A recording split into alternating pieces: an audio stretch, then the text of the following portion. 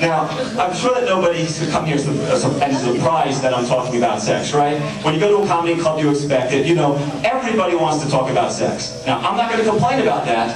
Talking about sex is the closest I come to having sex. And this performance tonight is the closest I come to having an orgasm. At least while anybody else is around. So I'm lucky that there's so much sex to talk about. I was just reading about this guy, Tim McDonald, who was arrested for operating a brothel out of his apple orchard. He got caught when the USDA inspected his farm and discovered he didn't have any apple trees. You know what they found instead of orchards? Orgies. Orgies on the left and orgies on the right. Here an orgy, there an orgy, everywhere an orgy. Tim McDonald had a brothel, E-I-E-I-O, and in his brothel he had a dominatrix. She's a super hoe, with a whip crack here and an ass slap there, here a crack, there a slap, everywhere a crack slap. Tim McDonald had a brothel. I can't wait to go.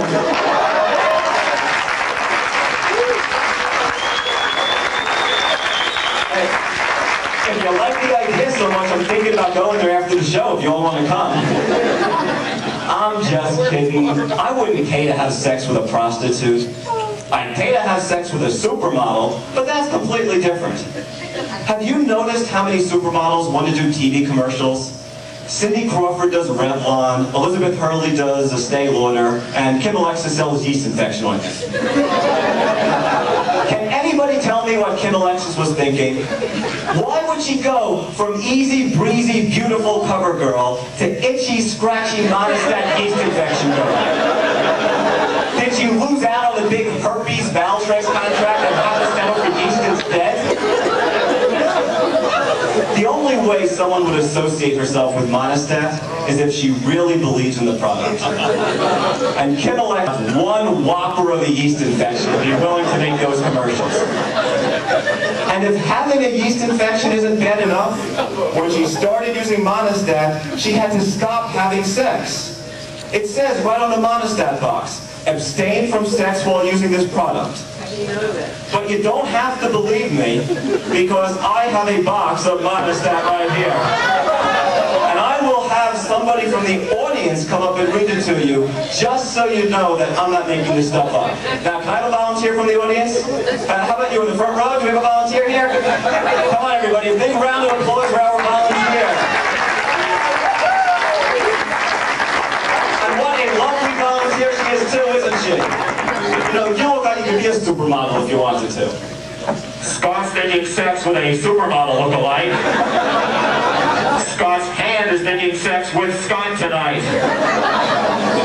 He better give her the microphone before I tell you why he has a Monistat box. Just read it. Abstain from sex while using this product. If you feel uncontrollable sexual desire, try imagining this comedian naked. That should eliminate all sexual urges for the duration of your treatment. Wait, hold on. You think that's funny? You think it's funny that you can't have sex while using Monistat? Kim Alexis doesn't think it's funny.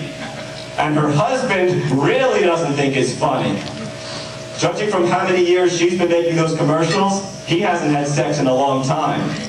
I bet nobody wants to shake his hand.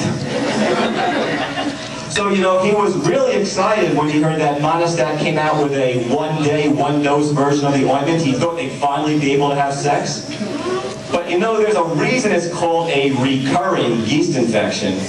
It might say one dose, but it's really dose after dose after dose. Remember, I'm an expert at this stuff. Tampon. They're trading insults like they're playing tit for tat. Scott can't touch her tits or her tits. He asks for sex, she tells him tomorrow. It's like she's singing him that Broadway song from Annie. Tomorrow, tomorrow, I'll do you tomorrow. Sex is always a day away. Thank you very much.